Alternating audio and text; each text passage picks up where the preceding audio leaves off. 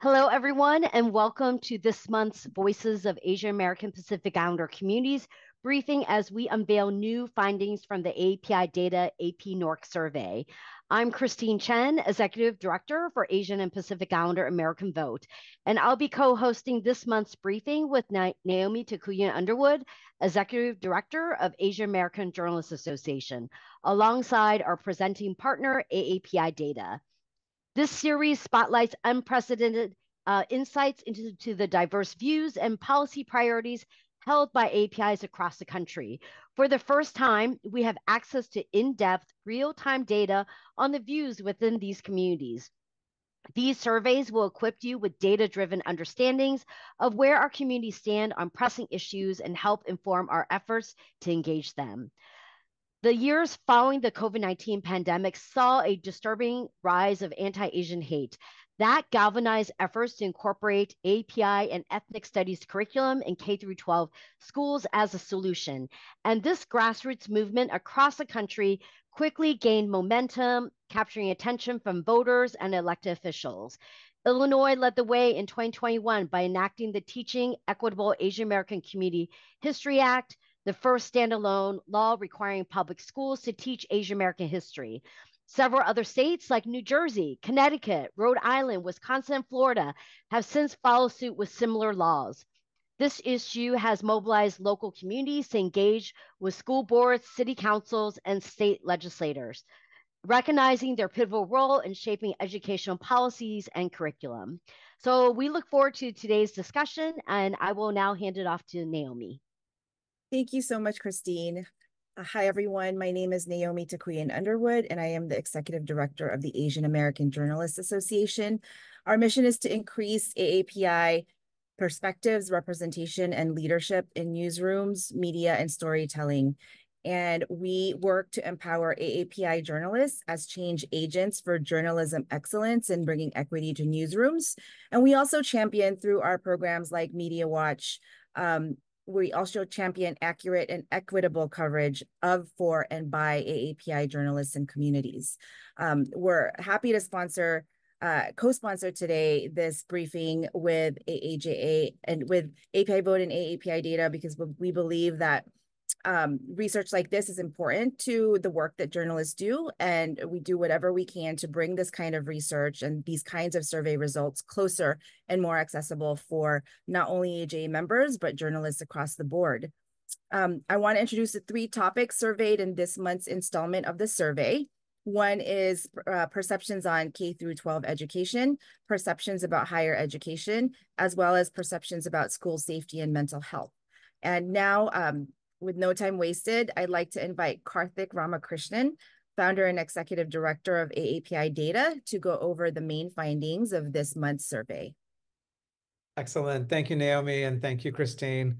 Wonderful to continue this strong partnership with both of you as leaders and also with our organizations together. Let's go to the next slide, please. And the one after that. Okay, so not going to spend too much time talking about the AP-NORC partnership because we've done so in the past. But this is a tremendous partnership between AAPI Data, the Associated Press, and NORC, and it's built on the Amplify AAPI panel. Here are 5 key findings. There are a lot of findings here, but here are some of the key ones to lift up. 1, 7 in 10 support teaching historical topics such as slavery, racism, and segregation, and an identical share say the same about teaching the history of API communities. This, in my mind, is important because it indicates it's not just about our communities, but more generally about the history of racism, including slavery and segregation. These have been hot topic debates politicized within school boards and in school districts around the country. 40% rate the quality of education in both K-12 public and private schools in their state positively. 51% feel the same about 2-year colleges, and 65% have a favorable view of 4-year colleges. On college admissions, 79% and 45% respectively believe that it's fair for colleges to consider high school grades and personal hardship, while only 18% and 9% think it's fair to consider race and ethnicity. That's 18%, and then 9% think that it's fair to consider legacy, such as whether your parent or your grandparent went to the institution. Most think that skills development, critical thinking, and the free exchange of different ideas should be a major purpose of a college education, while 51% believe advancing equity and inclusion should be a main priority. This to me is important because a stereotype often is that Asian Americans may only think about economic mobility and hard skills as important aspects of a college degree, but we see very high levels of support for critical thinking and the free exchange of ideas. Finally, 48% believe a four-year college degree is essential to get a job that can comfortably support a family. But it goes higher when you add important in addition to being essential. 44% think it's essential to increase wealth and minimize debt, and 42% say that it's essential to being a well-informed citizen. Let's go to the next slide. So I'm going to breeze through some of the findings that you can already find on our website as well as AP-NORC. Let's go to the next slide. So in terms of teaching about racism and AAPI history, here are the findings there, and you see 71%, right, support on both of those topics. And when it comes to teaching about issues related to sex and sexuality, less support, only 53% support that in teaching in K through 12 schools. And then finally, very little support for individual school boards restricting what subjects teachers and students can discuss in the classroom. So there's some data points where we see a kind of resistance among Asian Americans and Pacific Islanders to the kind of politicization that's happening through school boards in many schools. Next slide. More API adults believe parents and teachers have too little influence on school curriculum than too much. And there are a few questions where we replicate questions that NORC had included in other surveys involving the general population. And you see about on par, it's within the survey's margin of error for the most part, except with state governments, you see a lower proportion of API adults say that state governments have too much influence on school curriculum. Next slide. In terms of civic engagement, API adults are similarly engaged to the general population on school issues. Again, that might go against some stereotypes where people think our communities are not engaged and involved. And in fact, when we look at parents, they are even more involved than the API adult population in general. Next slide. Many API adults believe measures intended to improve safety in K-12 schools are effective. What's interesting here, when you look at the context of mental health issues and the context of bullying and school safety, you see support generally across the board. So not only requiring all schools to have mental health counselors, but also, and perhaps controversially for some people, requiring all schools to have trained security guards or safety resource officers. So this is a strong debate within various communities. And it's interesting to see how the data play out in terms of different solutions to questions regarding safety, bullying, and well-being. Next slide. Most API adults believe a college degree is important to achieve a variety of things. And what you see here, right, when you add the essential and the important, you see not only the kind of socioeconomic benefits that they see from a college degree, but also benefits related to being an informed and engaged citizen. Now, again, this might run counter to stereotype where people may think Asian Americans and Pacific Islanders have a narrow view of why college matters. Importantly, even though we don't have the same question wording as in other surveys, it seems that Asian Americans and Pacific Islanders place a higher value and think of college as still a good deal, right, when it comes to increasing wealth and minimizing debt over the long term. There are some differences with Native Hawaiians and Pacific Islanders, which we will discuss. Next slide. In terms of who's responsible for the costs of college, you see some differences in the general report, but interestingly, you see some significant age differences here, where APIs under the age of 30 are much less likely to say that families should be largely responsible, versus those who are age 60 and older, who are close to a majority in saying that families should be responsible. On the flip side, you see a lot more responsibility being placed on the federal government to cover the cost of college among those adults under age 30, as opposed to those age 60 and above, potentially pointing to a need of greater community education among older Asian Americans and Pacific Islanders in terms of the importance of college education and financial affordability connected to it. Next slide. And then finally, I think this is, we have one or two more slides on the general population. Here you see the data points where people see, API adults see the purpose of college not only to teach specific skills, but also to teach students to be critical thinkers, to support the free exchange of debate and different ideas.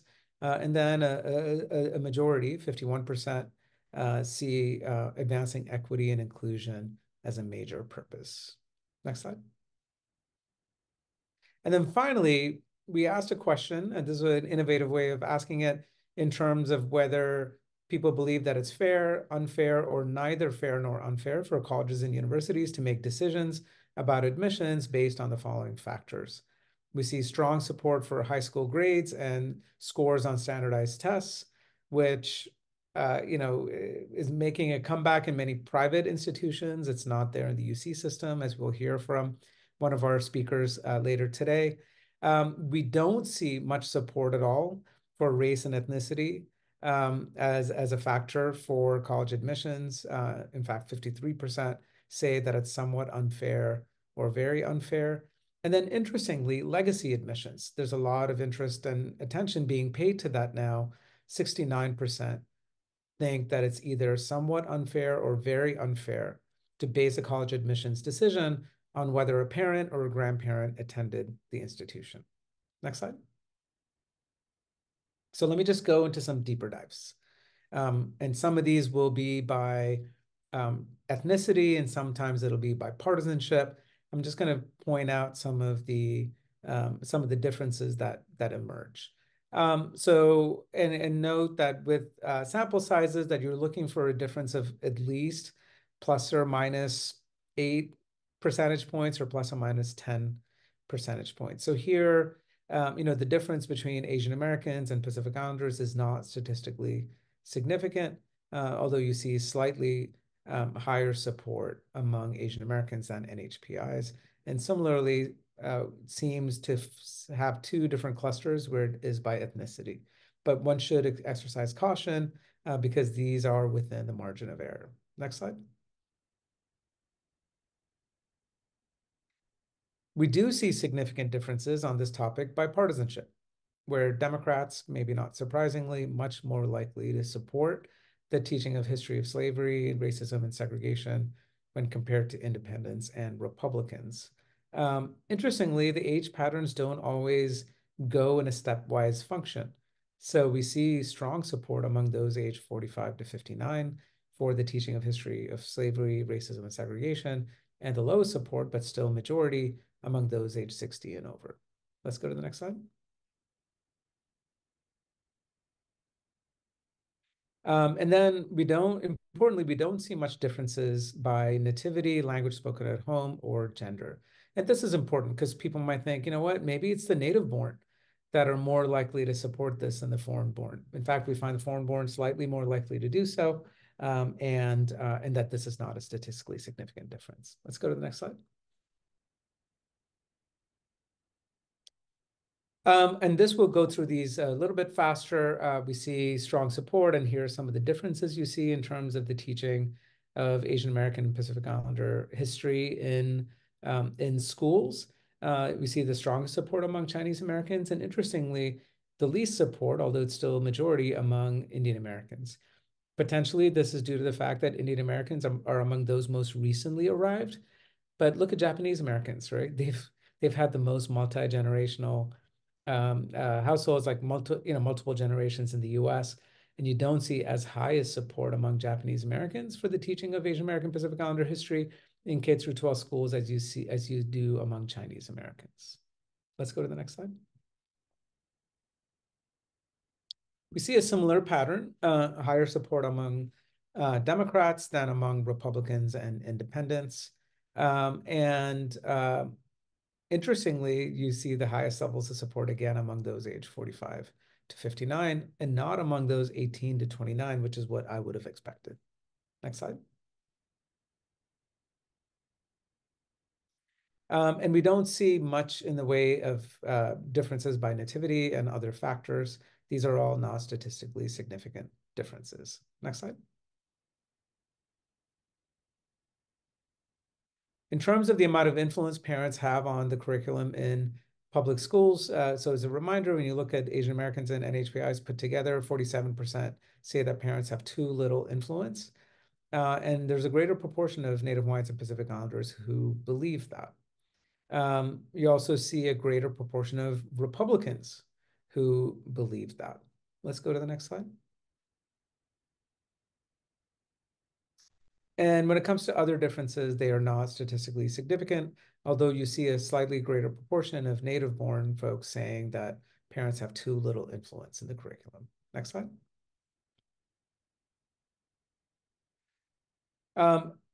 APIs also believe that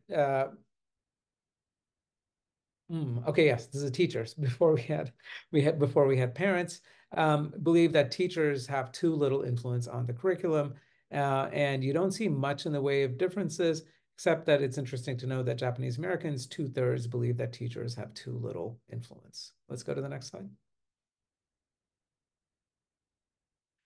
We don't see much in the way of, I mean, there are some differences by party ID, especially between Democrats and Republicans, but between independents and the two parties, those are not statistically significant differences. Let's go to the next slide. So next is shifting over to college. How essential is a 4-year college degree for a person to achieve each of the following? So being an informed and engaged citizen. What's interesting here is that this is high among Democrats, independents, and Republicans. So it's not a significant party ID skew, and you see similar patterns across age groups. You do see lower rates among NHPIs than among Asian Americans, and that's important to dig deeper in future types of studies. Let's go to the next slide. Some people may think maybe this is driven by the native-born. But we actually see that the foreign-born are slightly higher than the native-born, even though these differences are not statistically significant. Let's go to the next slide. In terms of increasing wealth and minimizing debt over the long term, remember I said that for Native Hawaiians and Pacific Islanders, they are much less likely to believe that this is true than it is for Asian Americans. And likely factors that explain it is both the class position of Native Hawaiians and Pacific Islanders on average when compared to Asian Americans, but also factors related potentially to the cost of education with respect to other costs that they are bearing. So that's something is important and concerning that Native Hawaiians and Pacific Islanders do not, I mean, they still 65% say that it's essential and important for a college degree to do this, but it's much lower than it is for other populations. Next slide. In terms of having the ability to change jobs more easily over the long term, you see relatively high levels of agreement with that sentiment across racial groups and across ethnicity as well. Next slide. In terms of teaching students to be critical thinkers, some might think, maybe this would be higher among the native-born than the foreign-born. But in fact, we see that it's slightly higher among the foreign-born than among the native-born, even though these differences are not statistically significant. In terms of Native Hawaiians and Pacific Islanders, we see lower proportion of NHPI adults saying that this is a major purpose of colleges and universities to teach students to be critical thinkers. Next slide. In terms of teaching students specific skills and knowledge that can be used in the workplace, we do see slightly higher levels of support for that sentiment among foreign-born than among the native-born. So that's something important to take into account. And we also see higher levels of support among Asian Americans for this sentiment when compared to Native Hawaiians and Pacific Islanders. Next slide. And then finally, in this battery of questions, to support the free exchange and debate of different ideas and values, we see lower support among NHPIs. Interestingly, lower support among the native-born than the foreign-born. I would have expected it to be the reverse or be the same, and no significant differences for other groups. Next slide. And then, one more in the series to advance equity and inclusion. We do see some differences by party ID here that are significant. Let's go to the next slide.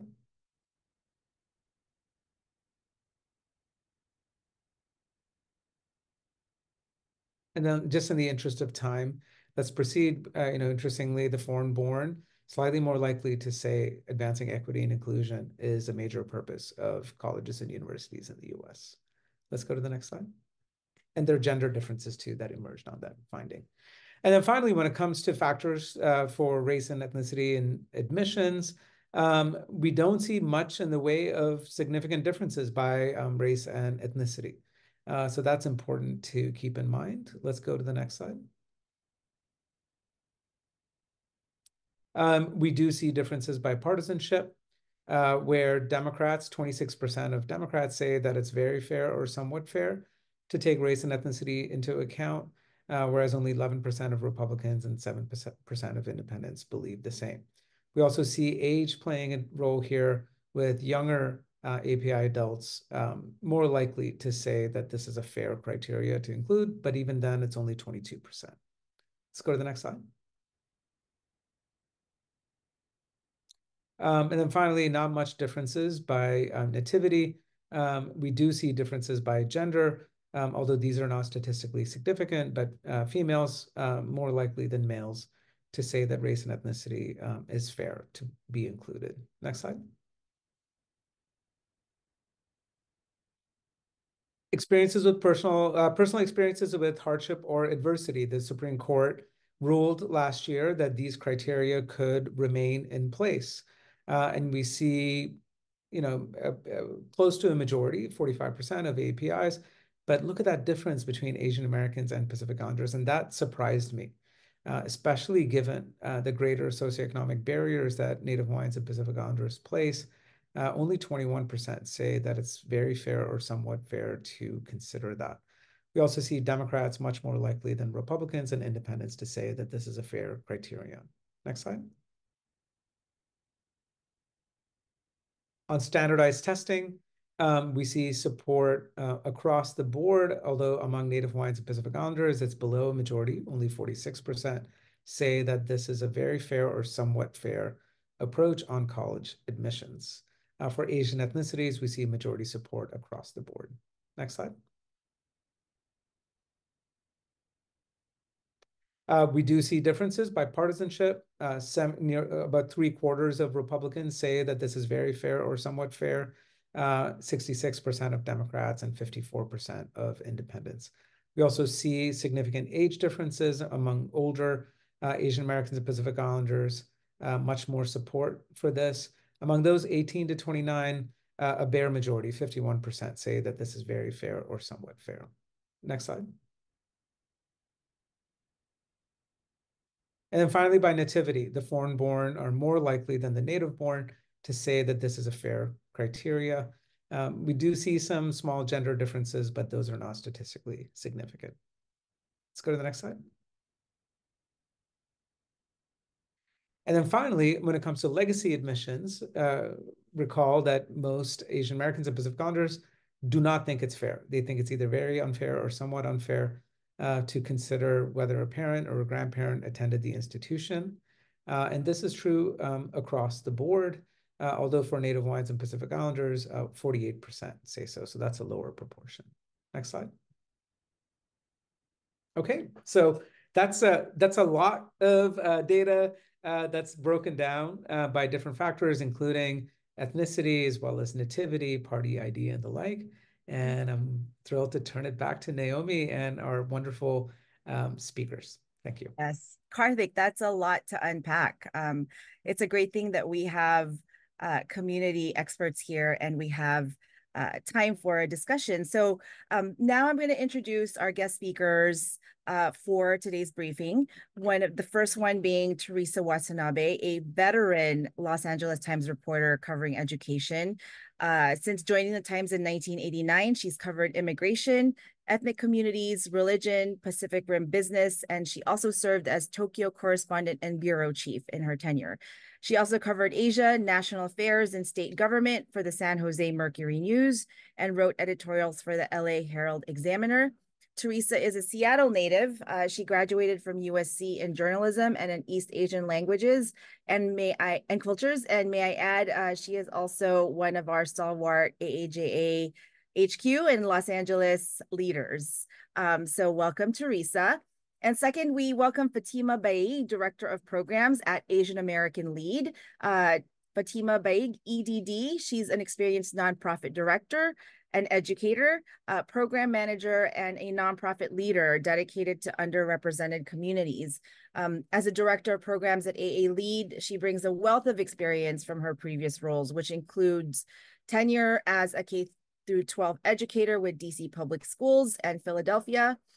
She also serves as the director of children's education at MakeSpace, which empowers American Muslims to be more socially and civically engaged.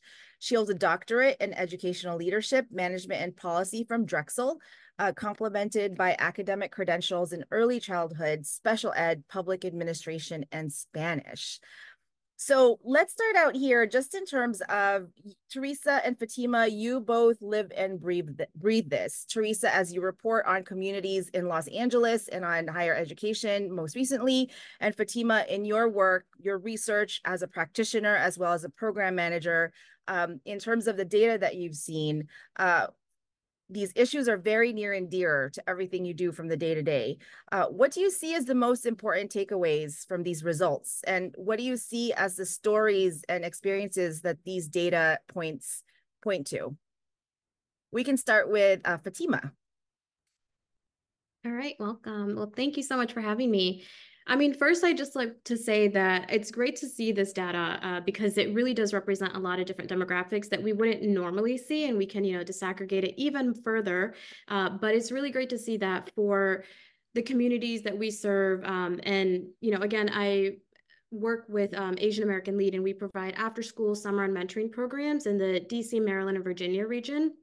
And so it's really representative of the communities that we serve and the partners that we work with. So something that really stood out was some of the data around teaching historical topics around slavery, racism, segregation, but then also AAPI histories in K-12 curriculum. That's just something our youth have expressed, like we want more of. It's, the curriculum is what it is for schools, right? A lot of the data has shown the tests are still there. People are still using those for colleges and college admission and all of that. But our youth, and generally we're around like middle and high school aged youth, really want to know more about their identity, others' identities, right? We do a lot of work around intersectionality, and it's just a strong desire to learn about it because I've heard directly we don't learn about it in school. So teach us more about it, and then teach us from like an open perspective so we can explore more. And I think that's really powerful because it helps them develop a stronger sense of identity, but also belonging.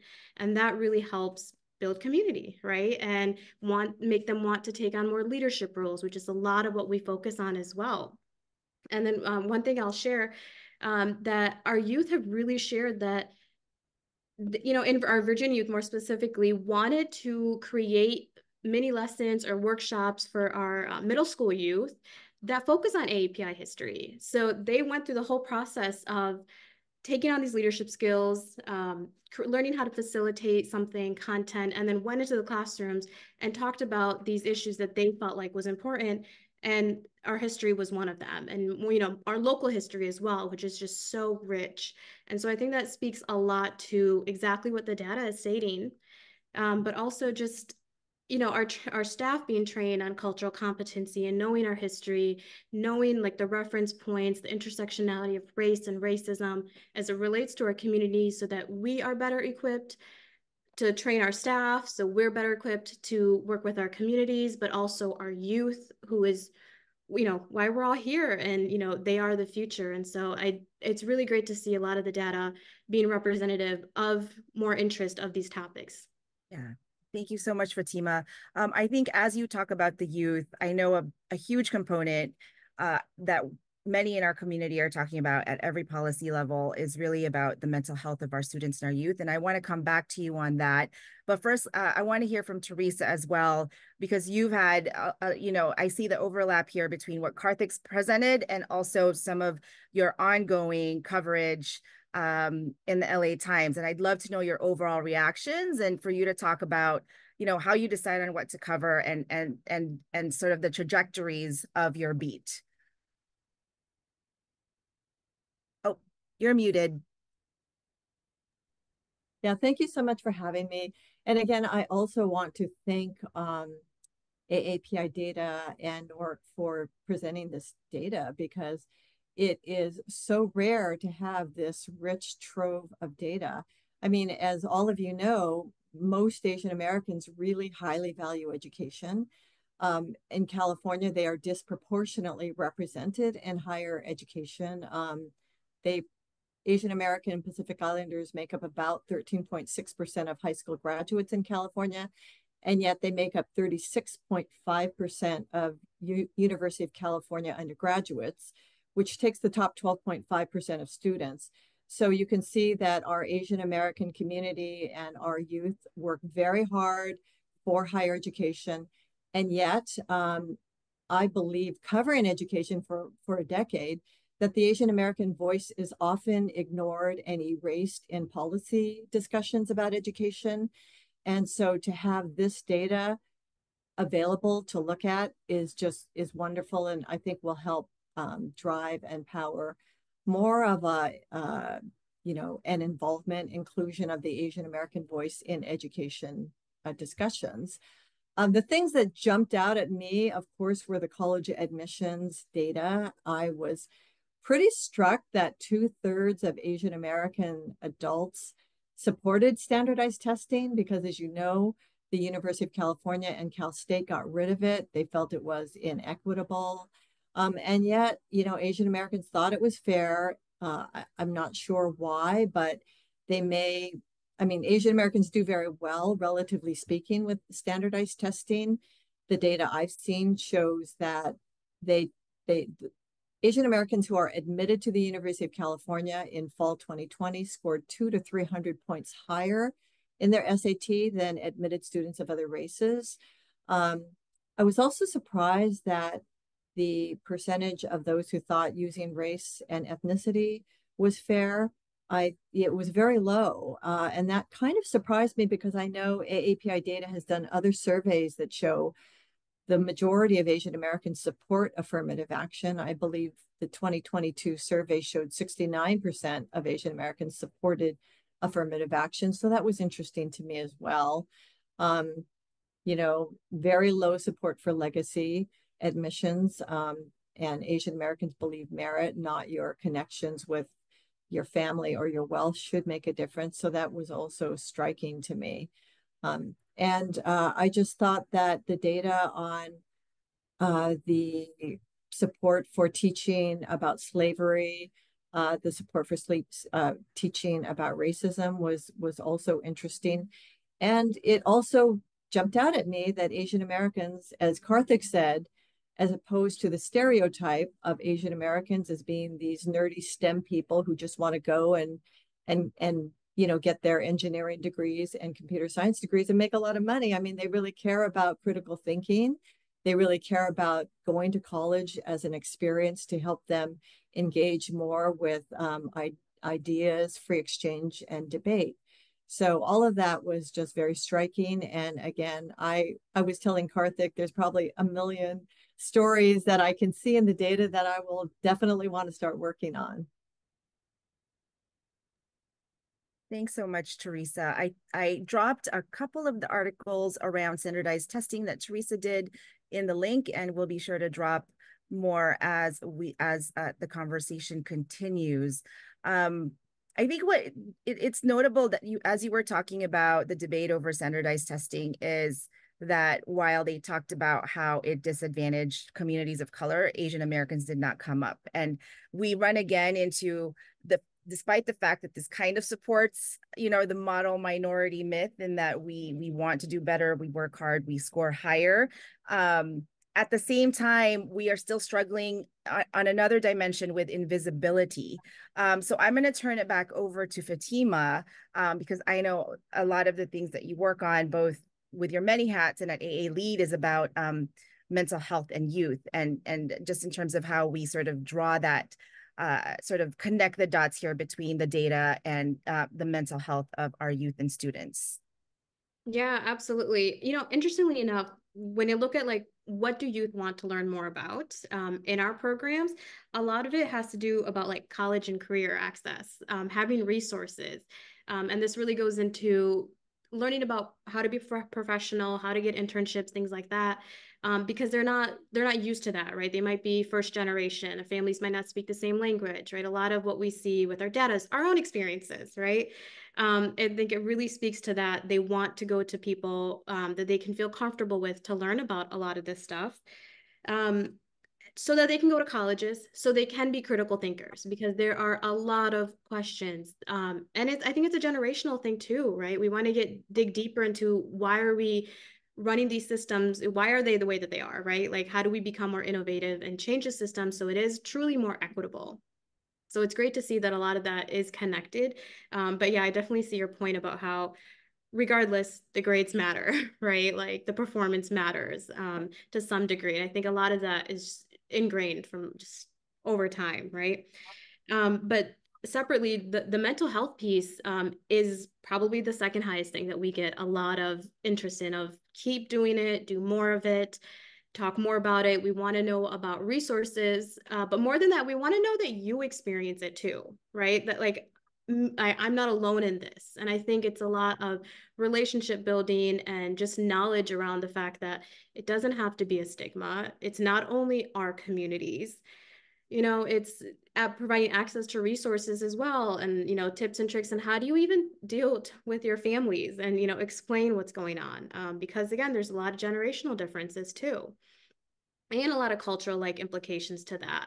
But yeah, definitely mental health has been a huge topic in our schools with our youth. It's been one of the highest things. We just put out our youth satisfaction surveys, and that was the one thing that they wanted more of. It just repeatedly was like more workshops on all of that. And then community partners have also said within their schools, they've seen an increase in recognition for Asian American topics, and then also around mental health. And that's big because, once you reach the school systems, you have like a whole new pool of people, of communities.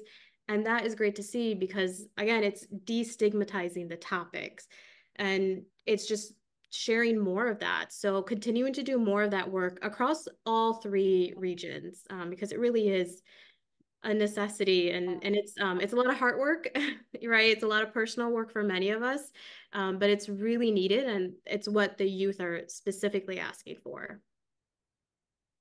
Thanks for that. And I just want to follow up in terms of what youth are asking for, because from your experience as well, with a lead, mission of empowering and supporting youth, and the fact that there is a continuum in the after school care or lack thereof. Could you talk about the importance of after school programs, both within the school systems as well as those based in community-based organizations like AA Lead? How does that factor into these discussions? Like what are the needs there? What are the gaps? What are the opportunities? Yeah, absolutely. So first, speaking as like a former K-12 educator, we're forced to do all of it, right? You want to be everything for a child at any age, right? And it's really, really difficult. And we see school systems struggling. Teachers are struggling. There's high rates of, teacher turnover and retention and all of that. And that's why you need outside community partners, after school programs. You need investment in these organizations to be able to fill in the gaps, to have specific expertise, to be able to service different communities and really develop culturally responsive and civically engaged and just engaged community members, right? And youth, they do want to go to college, right? Or get in the workforce. They want to support their families. And so investing in after school programs really is key for a lot of school districts, you know, wherever we're talking about. But I think that's been the biggest thing that I've noticed, both from the school side of it and then from the outside or after school program aspect. Thank you, Fatima. I'm going to turn it back over to Teresa. I know that you had covered, and this survey as well, dives into perceptions and opinions on legacy admissions. And sort of the other side of that coin is using race and ethnicity as a factor in admissions. And from your reporting, talk about what that looks like in California and you know, compared with the rest of the country. Yeah, well, there's some interesting things going on in California. The University of California and California State University, which are two huge public university systems, do not consider legacy, but the privates still do. And there is legislation right now sponsored by Asian American Assembly member Phil Ting to essentially ban legacy admissions. Basically, the bill says that if you use legacy admissions, you will no longer be eligible for the state financial aid called Cal Grant. And that bill has passed the Assembly. It is now in the Senate, and they expect that that bill will be acted on by August. And so the top private universities that use Cal Grant aid is USC, and to a lesser extent, Stanford and University of Santa Clara.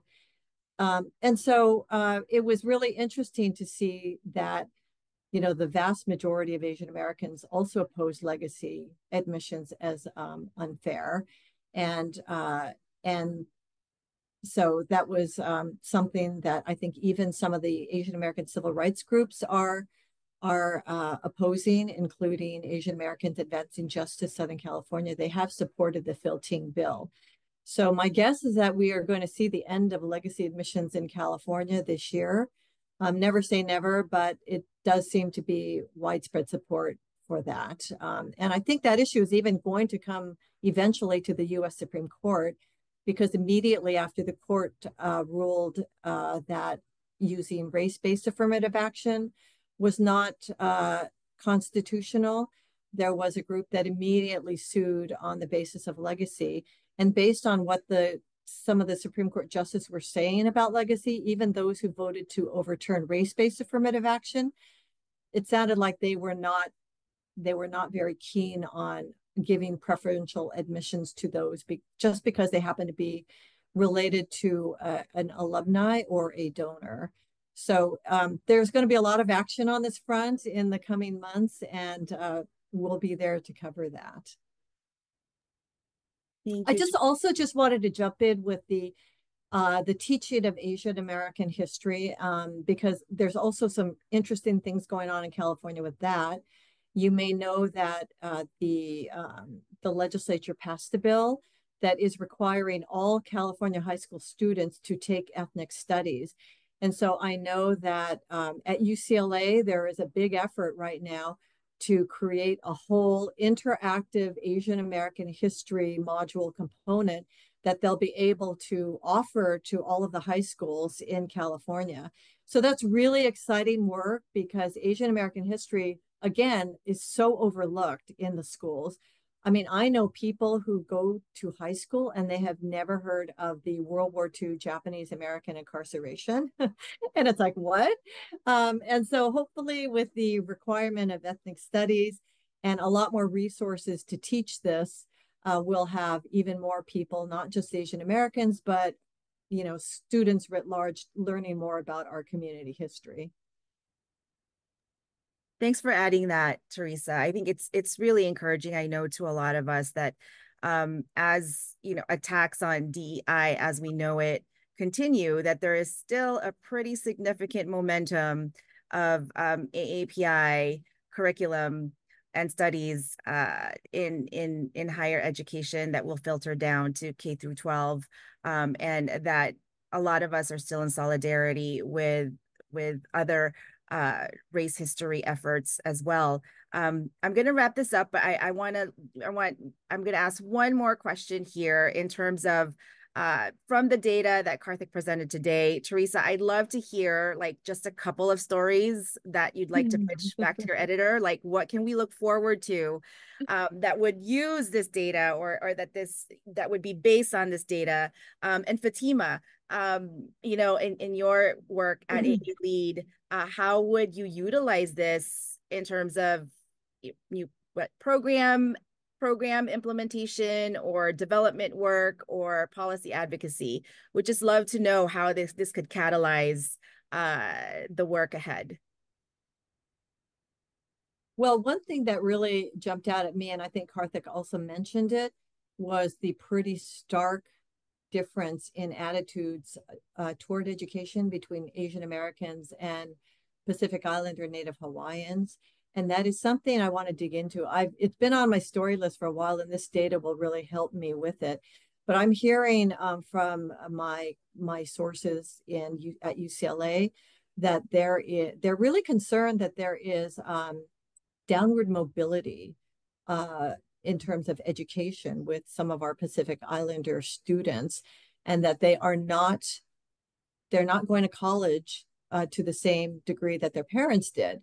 And usually it's the reverse, right? Our kids do better, you know, more of them go to college. And that's not happening with the Native Hawaiian Pacific Islander community. So I really want to take a deep dive and find out what is happening there. So I think that's a really important story. And it's also an important story because in terms of the extent to which we do cover the AAPI community, we really undercover the Pacific Islander Native Hawaiian community. So hopefully this data will help shed light on some of those challenges that the community is facing and what can be done to better support the community. I love that. I'm also just going to add that it really is emphasizing the fact for more culturally responsive curriculum in our programs that speak to the history, right? I see that someone dropped in a link on some work that's already being done, and that's great because that's what we need, right? There is no standard when it comes to curriculum. So you're kind of piecing different things together to see what do the youth need, you know, what do our community needs, where do they want to go?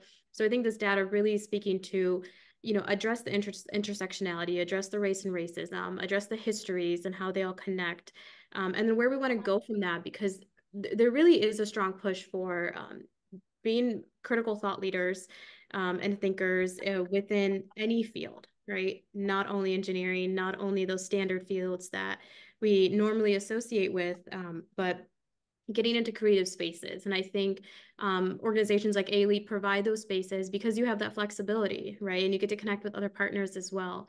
So it's a lot of the curriculum, the building that critical thinking skill set, and then connecting them with other community partners so they can learn to become professional and engaged citizens and responsible citizens, right? It's a big part of the work that all of us do here.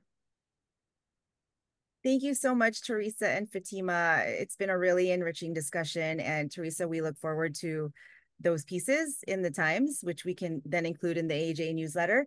But I am just going to take a moment here. If you have any questions, please feel free to drop them in the Q&A.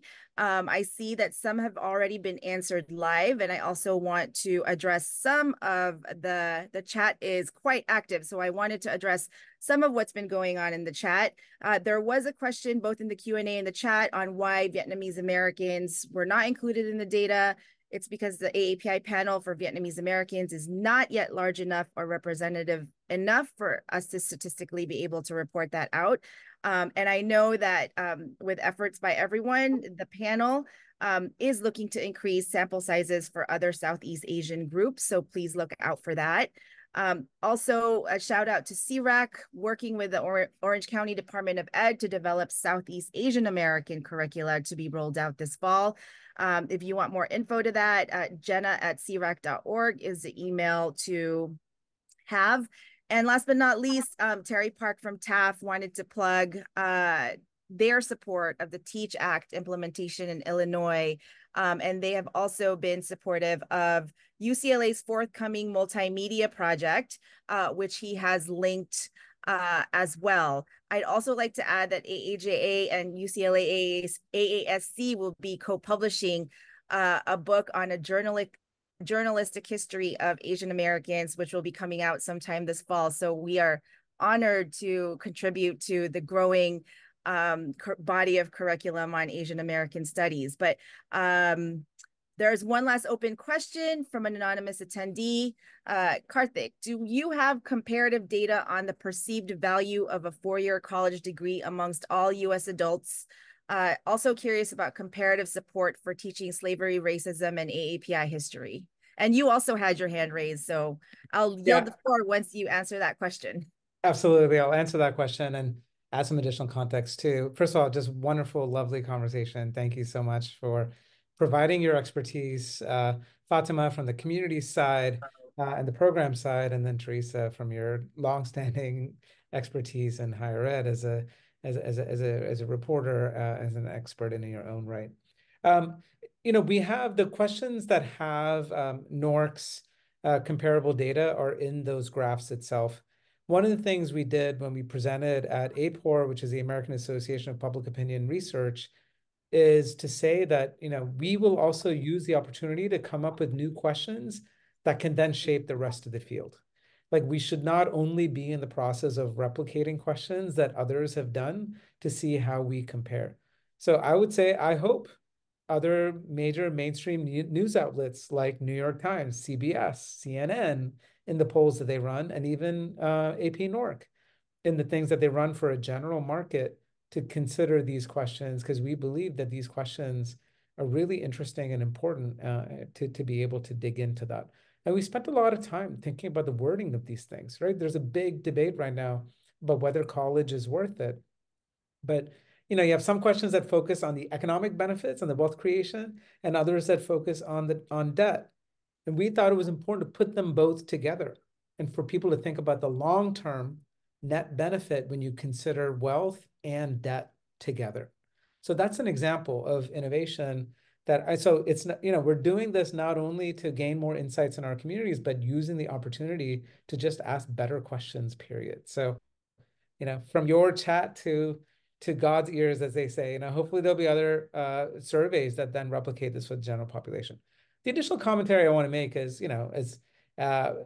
private philanthropy is great and important, but I really want to credit the state of California, right? Both on matters of policy, right? Like for ethnic studies mandates, but also for funding. So that UCLA multimedia project, that's great that a private funder is stepping in, but that was $10 million invested by the state of California in UCLA Asian American Studies. And I think that's important. I'm at an Ideas Fest where we're talking about the role of different types of media, including nonprofit media. And there seems to be a lot of reluctance to think about public financing as a mechanism. And I think it's just so important for us to think about the public's interests and the importance of public financing for some of these things. Because even as we have generosity in the private sector and in philanthropy, it is nowhere near the scale of the problems we face. And I really hope that other states can follow California's example and to invest more in our communities. And I know that we have powerful advocates here from various states that are doing precisely that. But there's a lot more that we can do and should do. Thanks, Karthik. And on that note, we'll wrap here, and I am going to turn it over back to Christine Chen of API Vote. Thank you, Naomi. Thank you, Teresa, Fatima, and Karthik for that wonderful presentation and discussion. We look forward to continuing this tradition every single month. So please stay tuned. Now that you have signed up, you will receive ongoing updates in regards to our future webinars. But we will also send out the deck as well as a copy or a link to this webinar, so that way you can also share that with your friends. We encourage you to, pass forward this information on, because we want to make sure that this data is actually being utilized. There's no use for it to actually sit in one place, but it's really the benefit of having this data and for us to continue to use it in the narratives that we want to make sure that get told, as well as our work in regards to advocacy. So with that, thank you so much for joining us this afternoon, and we look forward to seeing you next month. Thank you.